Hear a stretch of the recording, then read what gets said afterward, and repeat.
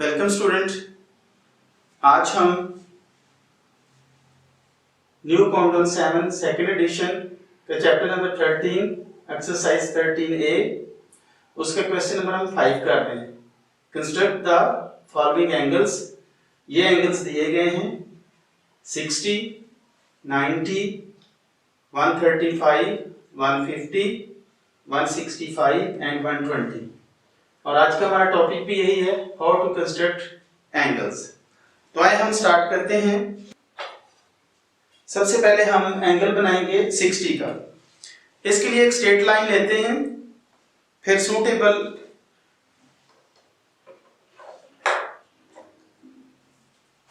Compass को खोलते हैं सूटेबल रेडियस के हिसाब से।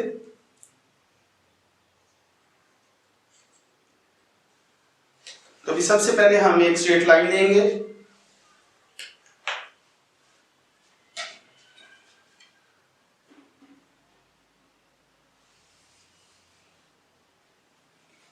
स्ट्रेट लाइन को हम AB कहेंगे। इसकी मेजरमेंट आप जितनी मुनासिब हो ले लें, इसकी कोई कंडीशन नहीं है। इसके बाद हम सूटेबल रेडियस की कंपास खोलेंगे। ये जो बीच में डिस्टेंस होता है इसे रेडियस बोलते हैं। तो आइए हम B को सेंटर मानकर हम एक कंपास एक आर्क लगाएं।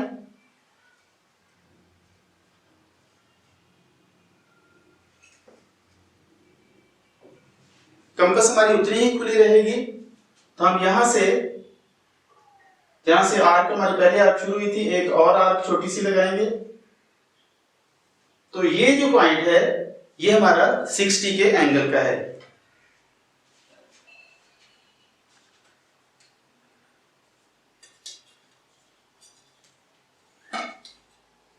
इसका हम नेम बाद में रखते हैं, पहले लाइन लगाएं।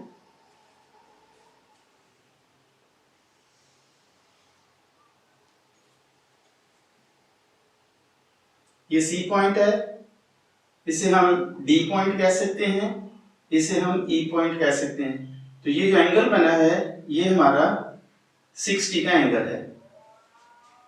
इस तरह से हम अगर इतनी ही कंपास को आगे इतनी रेडियस की कंपास खुली रहेगी, हम आगे एक आर्क लगाएंगे तो वो 120 का एंगल होगा।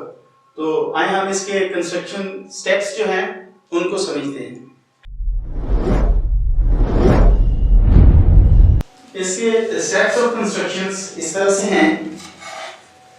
सबसे पहले हमने ड्रॉ किया था AB, तो उसको हम लिखेंगे ड्रॉ BC, सॉरी यहाँ पे AB हम लिखेंगे।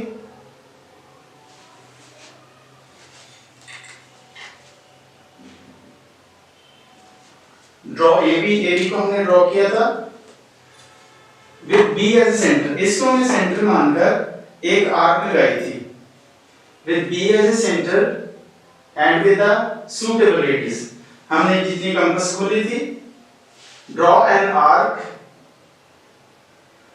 to intersect BC at point E, जिसने AB को जिसने इंटरसेक्ट किया था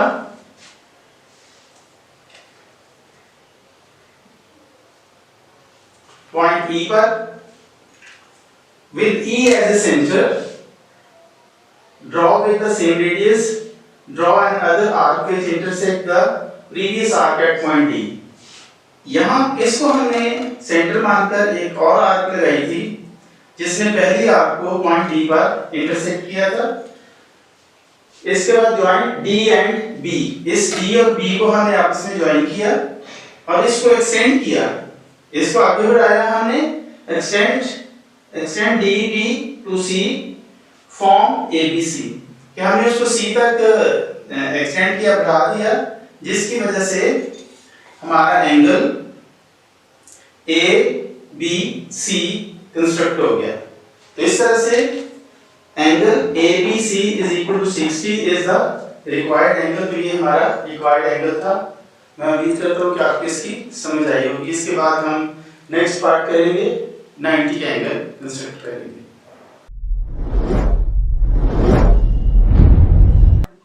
स्टूडेंट स्टूडेंट अभी हम 90 का एंगल बनाएंगे, तो इसके लिए एक हमें स्ट्रेट लाइन लेना पड़ेगी। हम स्ट्रेट लाइन लेते हैं।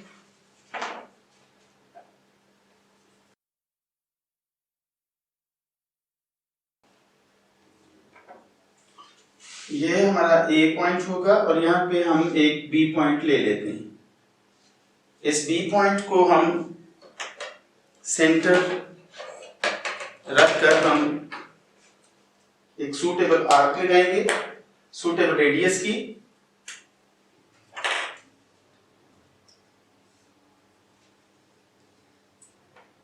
यहां पे हमने इसको सेंटर लिया और ये हमने एक आर्क ली है। अभी हम इसको सेंटर लेंगे। ये जो पॉइंट डी ई से हम कहेंगे, ये पॉइंट ई होगा। कंपास उतनी ही खुली रहेगी, तो हम एक और आर्क लगाएंगे। इसके साथ ही एक और आर्क लगाएंगे इतनी ही रेडियस की। इस आर्क को हम एफ कह दें और इसको जी। अब कंपास को थोड़ा सा हम ज्यादा खोलेंगे और हम ई पर रखकर, ई को सेंटर लेकर हम एक आर्क लेंगे ऊपर।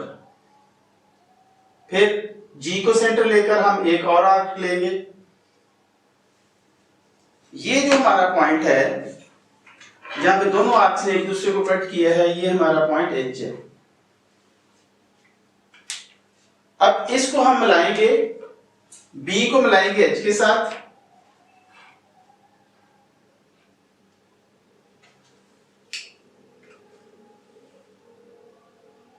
एच के साथ मिलाया और हम इसे एक्सटेंड करेंगे ऊपर तक, और ये जो हमारा पॉइंट बनेगा, ये बनेगा हमारा पॉइंट सी। तो इस तरह से ए बी सी जो है ये हमारा 90 का एंगल बना। तो इसके बाद हम इसके स्टेप्स ऑफ कंस्ट्रक्शन पे बात करते हैं।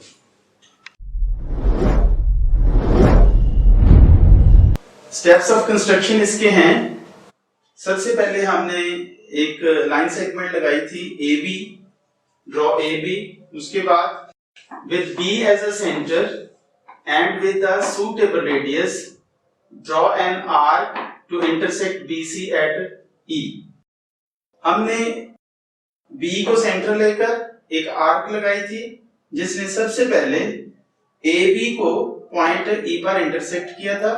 फिर हमने E को सेंटर लिया और हमने एक और आर्क लगाई जिसने पहली आर्क को पॉइंट F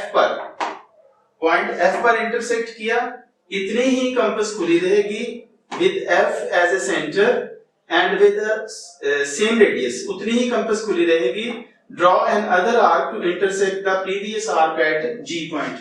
तो G point पर इस आर्क ने पहली आर्क, ये जो हमने लगाई हुई थी प्रीवियस आर्क, उसको G point पर कट किया।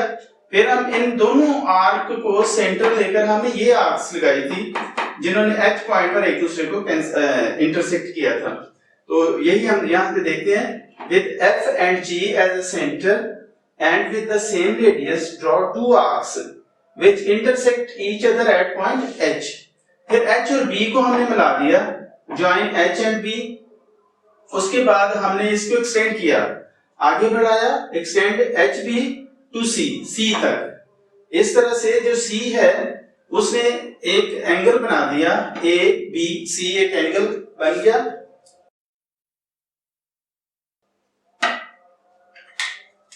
एंगल ABC 90 एंगल, 90 डिग्री का एंगल है। इज द रिक्वायर्ड एंगल, ये हमें चाहिए था। तो इस तरह से ये हमारा पार्ट सेकंड जो है वो कंप्लीट हुआ। मैं उम्मीद करता हूँ कि आपने इसमें से सीखा होगा। स्टूडेंट अभी तक हम 90 का एंगल और 60 का एंगल बना चुके हैं। अब हम 135 का बना रहे हैं। तो आइए हम इसको स्टार्ट करते हैं। हम सबसे पहले एक लाइन सेगमेंट लेंगे।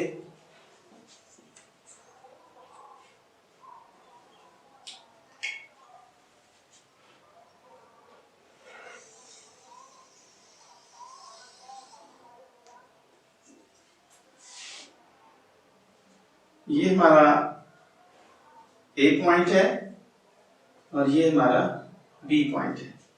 तो बी पॉइंट पर हम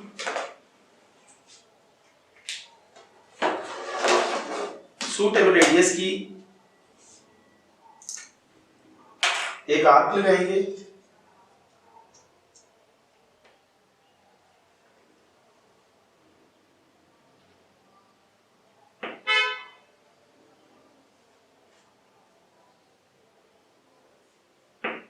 कंपास उतनी ही खुली रहेगी।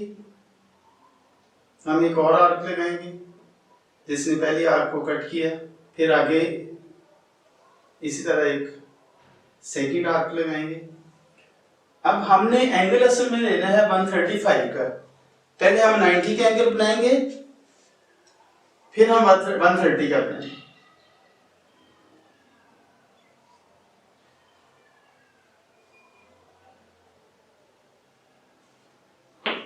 ये 90 का है, एक दो फिर चेक कर लें।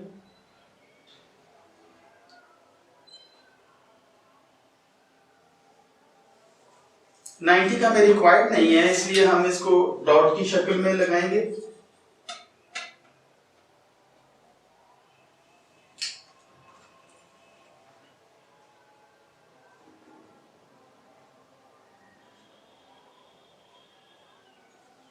हमें रिक्वायर्ड है 135 का।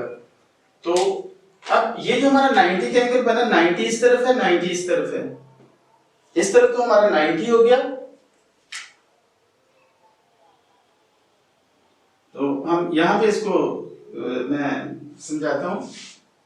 90 में 45 को हम ऐड करेंगे तो ये 135 का एंगल बनेगा।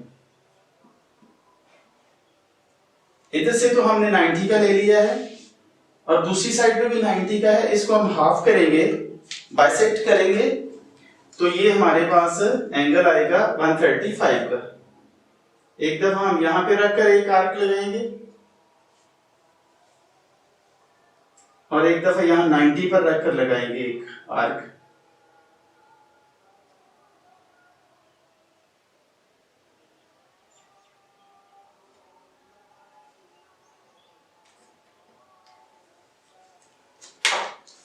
इसको हम मिलाते हैं।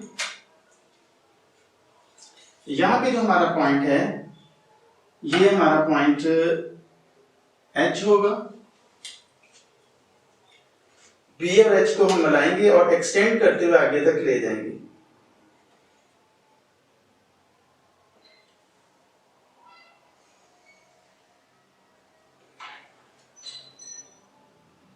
ये हमारा C पॉइंट है। इस तरह से यहां से लेकर यहां तक ये हमारा 135 का एंगल है। पहले हमने 90 का बनाया, तो इस स्ट्रेट लाइन को 90 के एंगल की वजह से दो हिस्सों में ये बट गई। एक हिस्सा इधर आ गया, एक हिस्सा इधर वाला 90 का था और आगे वाला जो 90 है उसको हमने हाफ किया है, बाइसेक्ट किया है, तो वो 45 बना। तो इधर से 90 और ये 45 दोनों को जब हम ज्वाइन करेंगे, ऐड करेंगे, तो ये 135 का एंगल बन जाएगा। तो इसके बाद हम इसके स्टेप्स ऑफ कंस्ट्रक्शन को समझेंगे।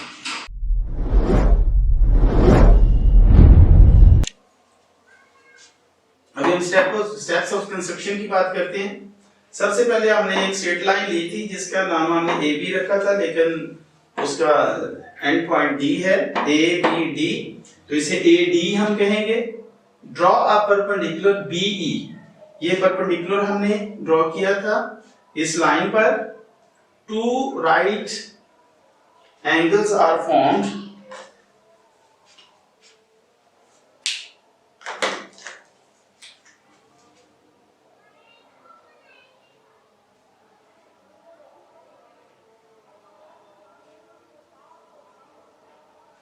right angles are formed। एक कौन सा एंगल ए बी ई बनेगा। इसमें हमने दो एंगल बनाए हैं, एक ए बी ई 90 का एंड और दूसरा ई बी डी, वो भी 90 का है। Bisect one of the 90 angle, ये जो एक एंगल था 90 का, इसको हमने बाइसेक्ट किया है। जिसमें से दो 45 के एंगल बने हैं। एक ए बी सी 45 के एंगल बना है और एक इसमें बना है सी बी डी। तो ये दो एंगल 45 के जब हमने 90 को बाइसेक्ट किया तो बने हैं। अब ये जो हमारा ए बी सी एंगल जो बना है उसमें दो एंगल हैं, एक तो 90 का है, एक 45 का। ए बी ई 90 का और ई बी सी 45 का। तो दोनों को जब हम ऐड करेंगे आपस में, जैसे मैंने यहां भी बताया, तो वो 135 का एंगल बन जाएगा यहां से ए बी सी। तो ए बी सी 135 का एंगल हमारा रिक्वायर्ड एंगल है। इसके साथ ही हम तीन इसके पार्ट्स कंप्लीट कर चुके हैं, बाकी तीन रहते हैं, तो बारी बारी करके हम उनको भी करते हैं।